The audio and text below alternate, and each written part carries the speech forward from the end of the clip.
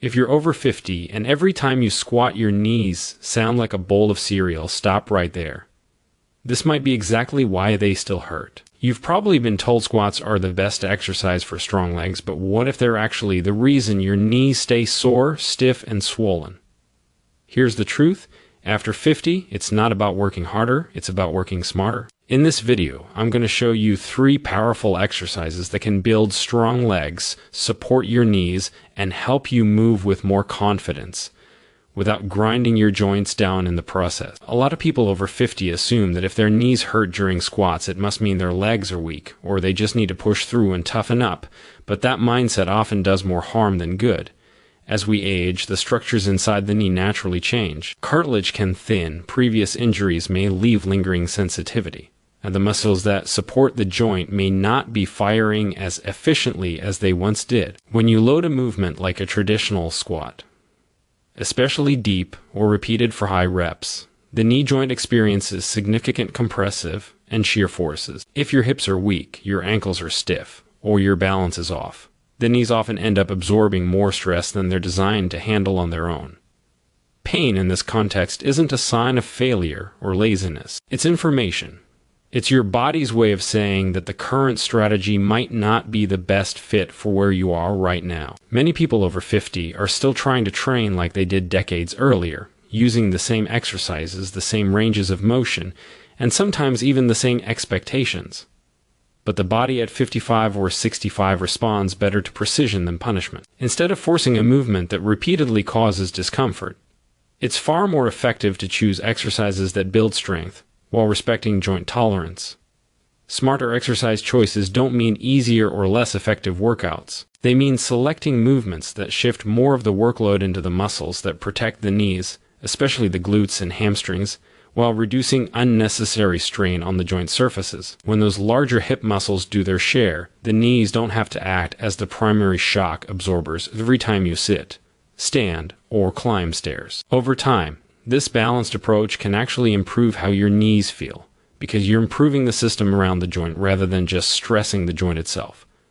Another key piece is control. Fast, uncontrolled squats often magnify knee irritation because the joint is forced to deal with sudden loads and poor alignment. Smarter alternatives usually allow you to move with more stability, better posture, and a range of motion that suits your current mobility. This builds strength in a way that feels more stable and predictable, which is especially important if you've started to feel unsure about your knees. Confidence in movement reduces guarding and stiffness, which themselves can contribute to discomfort. Choosing knee-friendly exercises is not about avoiding challenge. It's about directing challenge where it creates adaptation instead of aggravation. When you consistently train in a way your body tolerates well, you're more likely to stay active, recover better between sessions, and gradually increase strength without flare-ups that set you back for days or weeks. And that consistency is what truly drives long-term progress and keeps you doing the activities that make life full. And independent step-ups might look simple at first glance, but for many people over 50, they are one of the most practical and knee-friendly strength exercises you can do. Unlike squats, which load both knees deeply at the same time and often push them far forward, step-ups allow you to work one leg at a time in a more natural, controlled range of motion. This alone can make a big difference in how your knees feel during and after a workout. The height of the step, the speed of the movement, and your body position can all be adjusted to match your current strength and comfort level, which makes step-ups incredibly adaptable for aging joints. One reason step-ups are often easier on the knees is the position of the shin. In many painful squats, the knees travel far forward past the toes, which increases pressure in the front of the knee joint. With a well-executed step-up, you can keep your shin more upright and focus on driving through the heel of the working leg. This shifts more of the effort into the glutes and hamstrings instead of dumping it into the knee. When those larger muscles take on more of the load, the joint itself experiences less irritation, especially if it's already a bit sensitive from years of use or past injuries. Step-ups also closely mimic real-life movements. Every time you climb stairs, step onto a curb, or get into a vehicle, you're essentially doing a version of a step-up. Training this pattern builds strength that transfers directly into daily life. For adults over 50, that functional carryover is huge. It's not just about stronger legs in the gym, it's about feeling steadier on stairs, more confident stepping over obstacles, and less hesitant when moving through the world. Because the movement is familiar and practical, it often feels more intuitive and less threatening than deep squats, especially for people who have developed a fear of knee pain. Another big advantage is balance and stability. Since step-ups are done one leg at a time, the muscles around the hip and knee have to work harder to keep the leg aligned. This helps train the small, stabilizing muscles that don't get as much attention in traditional two-legged squats. Better stability at the hip and knee can reduce that wobbly or shifting feeling some people notice when they go downstairs or stand up after sitting for a while. Over time, improved balance can also lower the risk of falls, which become increasingly important with age. The ability to control the lowering phase is another reason step-ups are so joint-friendly. Stepping down slowly teaches your muscles to absorb force smoothly instead of letting gravity yank you down. That controlled descent strengthens the muscles that protect the knee when you walk downhill or go downstairs, which are common situations where knee pain shows up. By choosing an appropriate step height and focusing on smooth, steady movement, you can build strong, capable legs while keeping unnecessary stress away from the knees, making step-ups a powerful and sustainable alternative to traditional squats. For many people over 50, glute bridges might not look like a typical leg exercise, but they play a huge role in reducing stress on the knees by strengthening the muscles that are meant to share the workload. One of the most common issues in people over 50 is that the glutes and hamstrings become underactive from years of sitting, reduced activity, or simply not training those muscles directly. When the hips aren't doing their job, the knees often try to pick up the slack. That leads to extra strain every time you stand up, climb stairs, or walk for longer periods. By targeting the backside of the body in a supported position, glute bridges help restore balance to the lower body without putting the knees under heavy bending or compressive forces. In a glute bridge, your upper body is supported by the floor, and your feet stay planted, which creates a stable environment where you can focus on muscle engagement rather than joint stress. The knees are bent, but they're not moving through a large range of motion like they would in a squat or lunge. This means you can challenge the glutes and hamstrings while keeping the knee joint in a more comfortable, controlled position. For people who feel knee discomfort during weight-bearing exercises, this can be a welcome relief while still allowing them to build meaningful strength. The real value of the glute bridge is in how it teaches the hips to extend properly. Hip extension is the motion that drives you forward when you walk and helps you rise from a seated position. When the glutes are strong and firing at the right time, they help control the position of the thigh bone. That, in turn, influences how the knee tracks during movement. Weak glutes can allow the knees to collapse inward or drift into positions that increase joint irritation. Stronger glutes improve alignment, which can reduce the uneven stresses that often contribute to knee pain over time. Glute bridges also strengthen the hamstrings, which run down the back of the thigh and cross the knee joint. Strong hamstrings help support and stabilize the knee, especially during movements that involve slowing down or controlling your body weight. This is particularly important when walking downhill or going downstairs, where the knees have to manage higher forces. By improving strength in these muscles without aggressive knee bending, glute bridges help create a more supportive environment for the joint during everyday activities. Another benefit is that glute bridges are highly adaptable. You can start with both feet on the floor and focus on slow, controlled repetitions.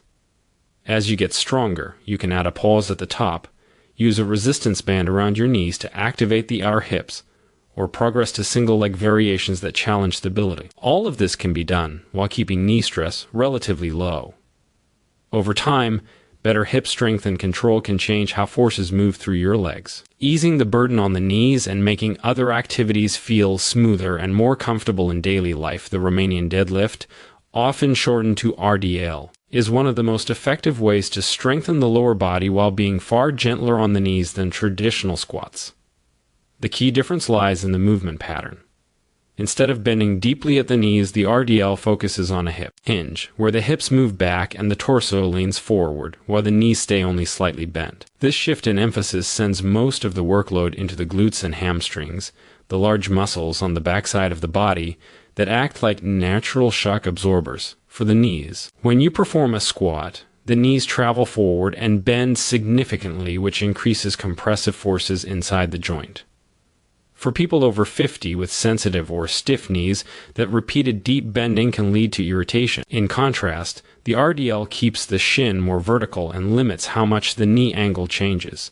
Because of this, the knee joint doesn't experience the same level of stress, yet the legs are still working hard. You get strength benefits without constantly grinding through a range of motion that may not feel good for your joints.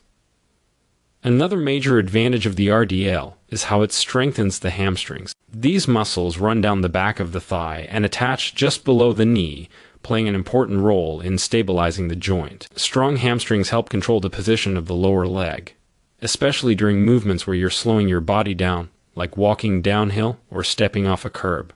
If the hamstrings are weak, the knee can feel less stable and more vulnerable to discomfort. By building hamstring strength through the hip hinge pattern, RDL has helped create a more supportive environment around the knee. The glutes also benefit tremendously from this exercise. Powerful glutes help control the thigh bone and keep the leg aligned as you move. When the hips are strong, they absorb more of the force generated during everyday activities, which means less stress gets passed down into the knees.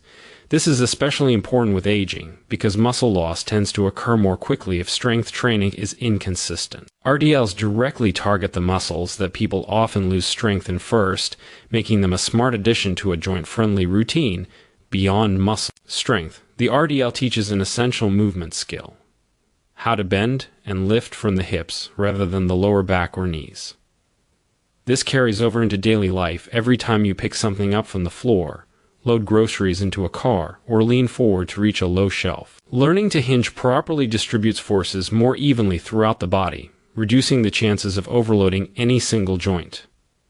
With light to moderate weights and careful attention to form, Romanian deadlifts can help build resilient legs and hips while keeping knee strain lower, making them a valuable alternative for those looking to stay strong and active without aggravating their joints. Strong, pain-free movement after 50 is less about grinding through tough workouts and more about choosing the right kind of challenge for your body. For many people, the old mindset of no pain, no gain leads to pushing through knee discomfort during exercises like deep squats, lunges, or high-impact movements.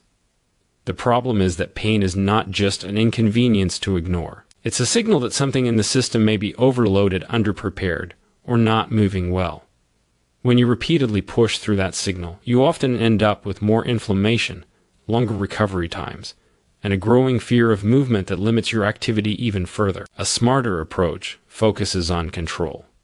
Controlled movement means you are guiding each repetition with intention rather than rushing through for the sake of numbers. When you move slowly enough to feel your muscles working and keep your joints in good alignment, you teach your body how to manage force safely. This kind of strength is more protective than strength built with sloppy form and momentum. Over time, better control improves coordination between muscles, which helps joints like the knees track more smoothly during everyday activities. Muscle balance is another key piece of the puzzle. The knees sit between the hips and the ankles, and they often suffer when either of those areas isn't doing its job. Weak hips can allow the thighs to rotate or collapse inward, increasing stress on the knee joint. Stiff ankles can limit how the lower leg moves, forcing the knee to compensate in awkward ways. By strengthening the glutes and hamstrings and improving how the lower body works together, you reduce the uneven forces that often lead to irritation. Balanced strength doesn't just make you stronger, it makes your movement more efficient and less stressful on individual joints. Joint-friendly exercises help you stay consistent, and consistency is what truly builds lasting results. When you choose movements that your knees tolerate well, you're more likely to stick with your routine week after week. That steady training builds muscle, improves circulation to joint tissues, and maintains mobility.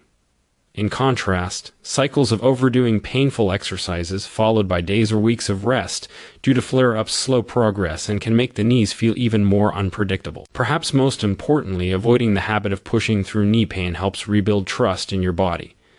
When every workout feels like a battle against discomfort, it's easy to start believing your knees are fragile or unreliable. But when you train in ways that feel strong and stable, your confidence grows.